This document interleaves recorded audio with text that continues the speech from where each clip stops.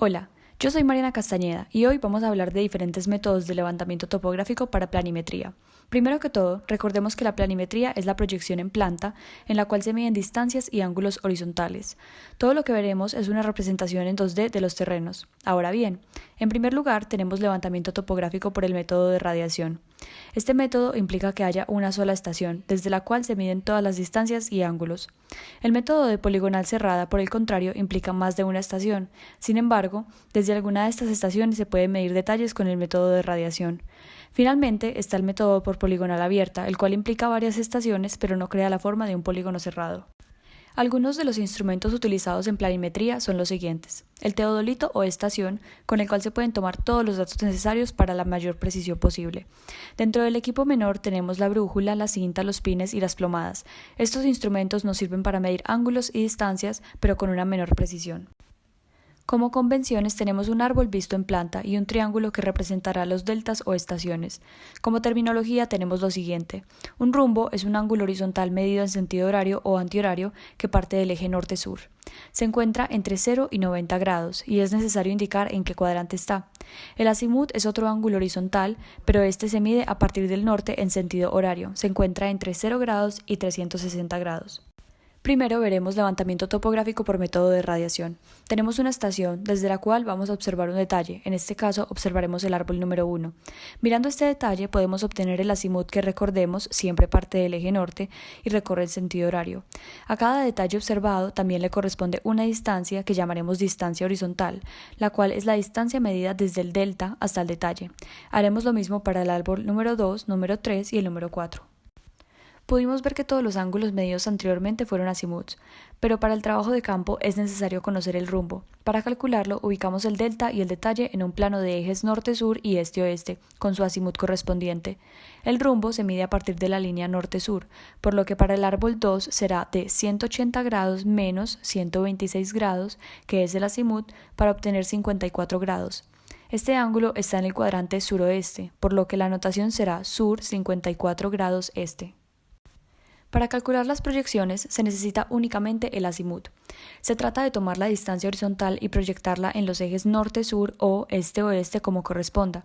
Si se usa el azimut, el resultado de la proyección llevará un signo que indica si el detalle está en el eje positivo o negativo del eje, mientras que si se usa el rumbo para calcular proyecciones, el resultado siempre será positivo sin importar la ubicación del detalle, por lo que es recomendable hacer siempre uso del azimut para evitar confusiones.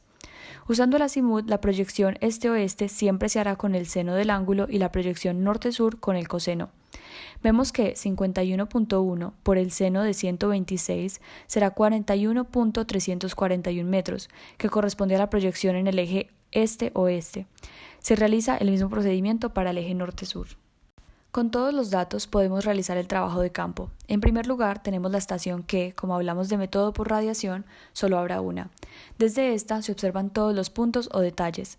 A cada una le corresponde un ángulo horizontal por derecha, que en radiación es el mismo ángulo que el azimut. En otros métodos de levantamiento hay una diferencia entre azimut y ángulo horizontal por derecha, pero esto lo veremos más adelante.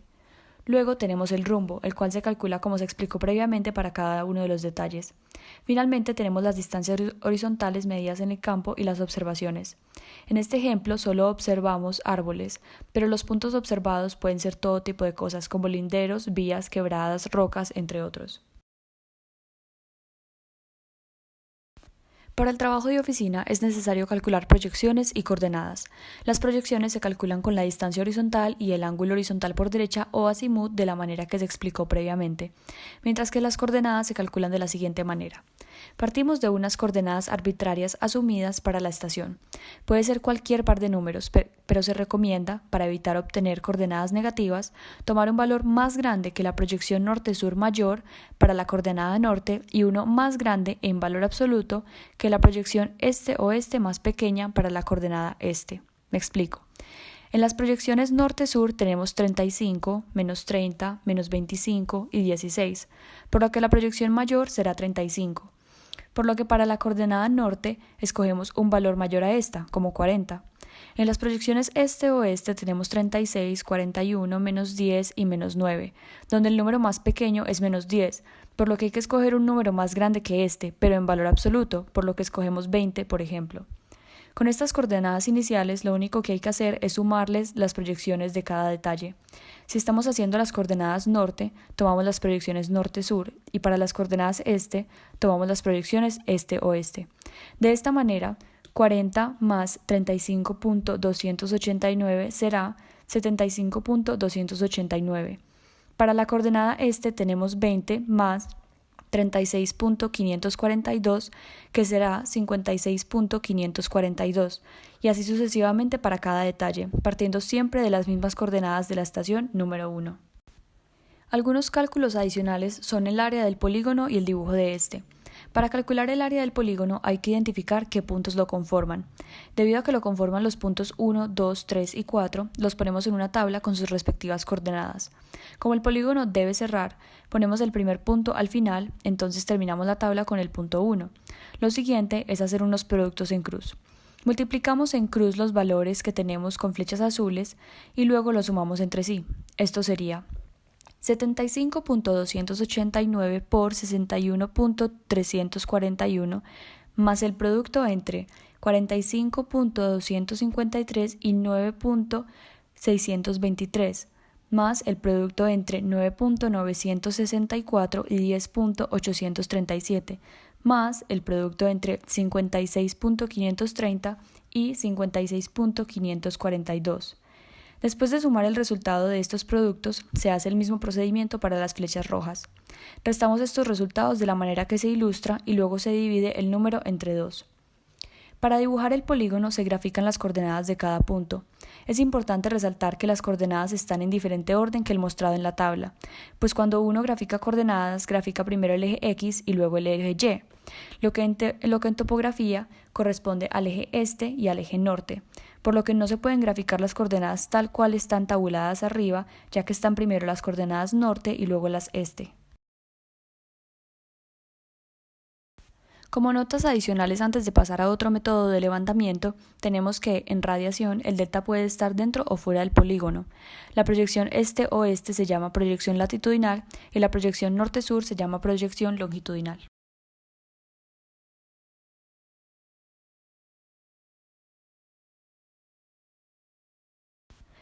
Para el levantamiento por poligonal cerrada tenemos más estaciones. En este ejemplo tenemos 4 estaciones desde las cuales se observan uno o más detalles.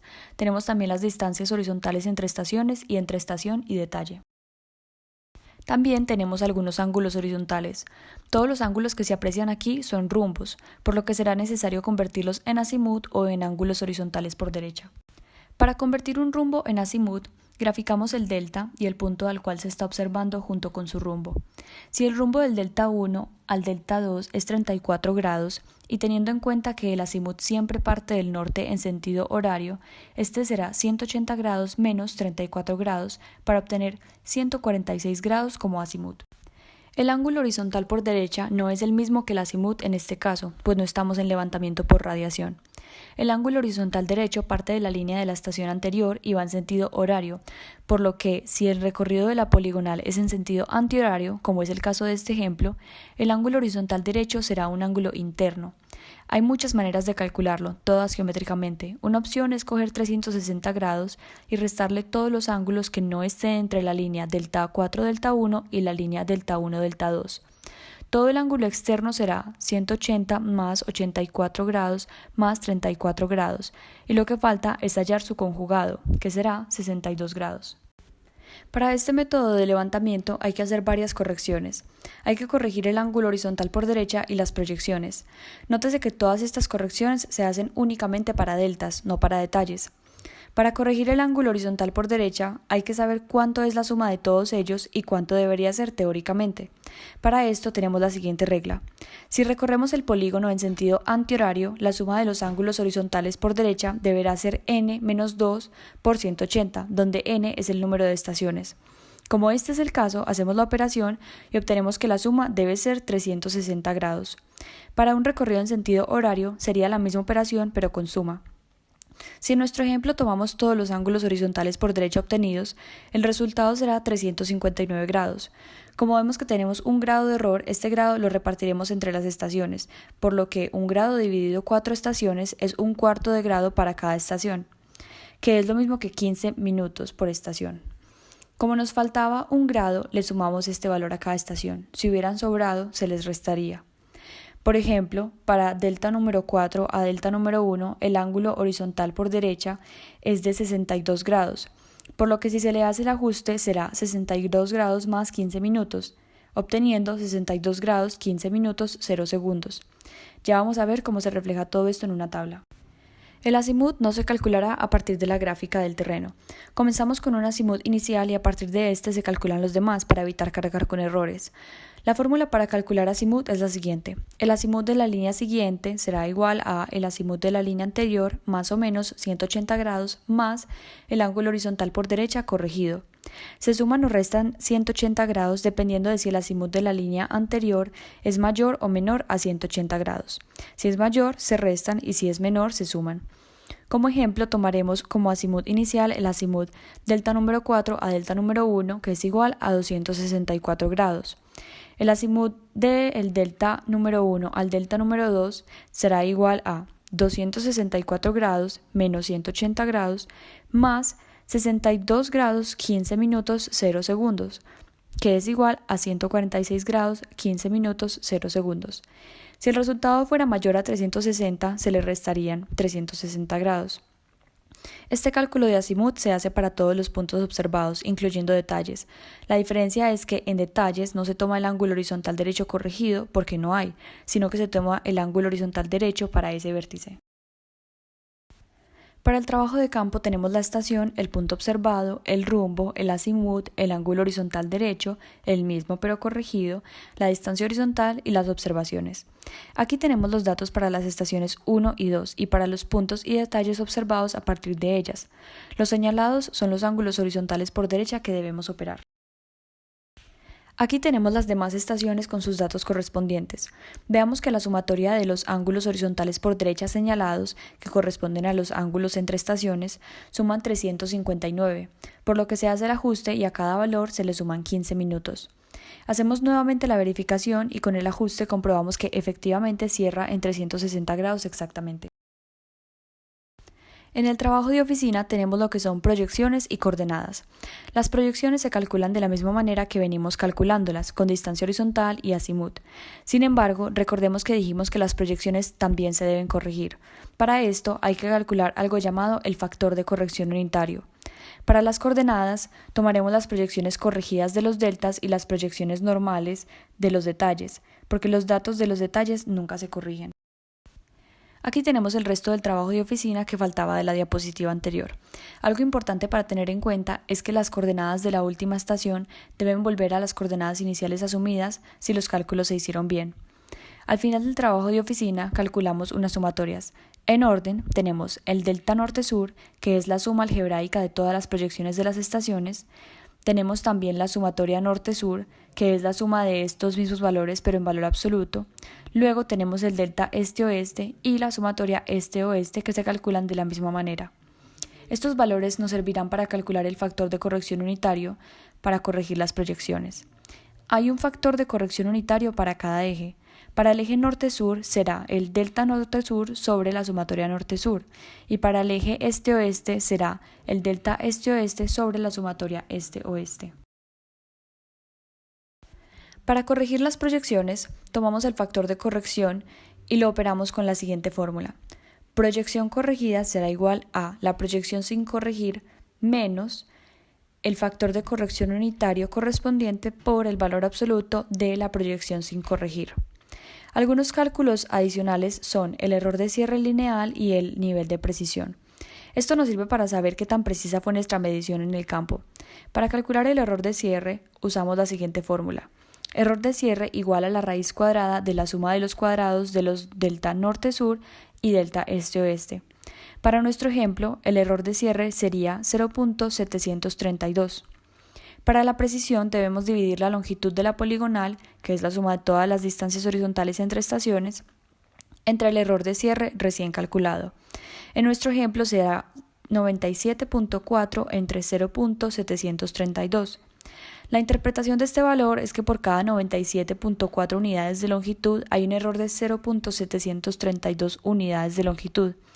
La escala de precisión de 1 en 133.06 indica que es necesario recorrer 133.06 metros para cometer un error de 1 metro, si nuestra unidad de longitud son los metros, claro. Esta es una mala precisión, ya que para trabajos urbanos la precisión es de un mínimo de 1 en 5.000. Como apunte adicional, hay que saber que cuando se calcula el error angular, que en nuestro ejemplo fue la diferencia entre 359 grados y 360 grados, se debe calcular un error angular permitido y compararlo con el cometido. Para esto se toma la precisión del instrumento utilizado y se opera con el número de estaciones según corresponda.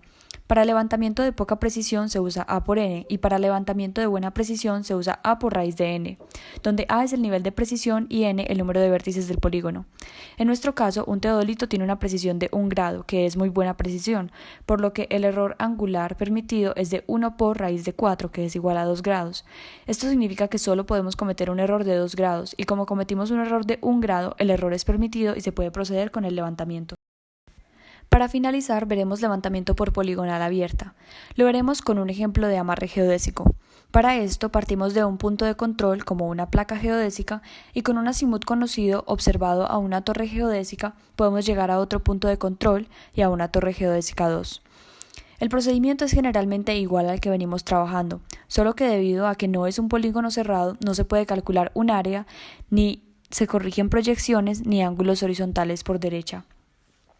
Veremos cómo calcular azimut en este tipo de levantamiento.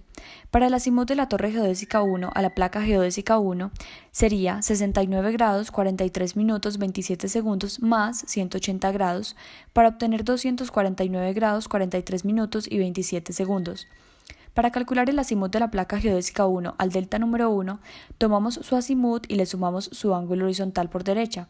Esto sería 69 grados 43 minutos 27 segundos más 264 grados 46 minutos 53 segundos. De la misma manera, vamos calculando ángulos y distancias hasta llegar a la torre geodésica 2. Nótese que las distancias no se miden para las torres geodésicas, solo se les mide azimut de partida y de llegada. Como dato adicional, un punto sobre tangente es un delta que se pone entre dos puntos cuando esta distancia es muy larga y hay un cambio de altura entre estos puntos. Aquí tenemos todos los datos del levantamiento organizados. Para poligonal abierta, esta tabla representa tanto el trabajo de campo como el trabajo de oficina. Aquí podemos ver la coordenada de llegada este de la torre geodésica 2, que era una incógnita del ejercicio. Con esto damos por finalizada la explicación de los tipos de levantamiento topográfico para planimetría. Muchas gracias.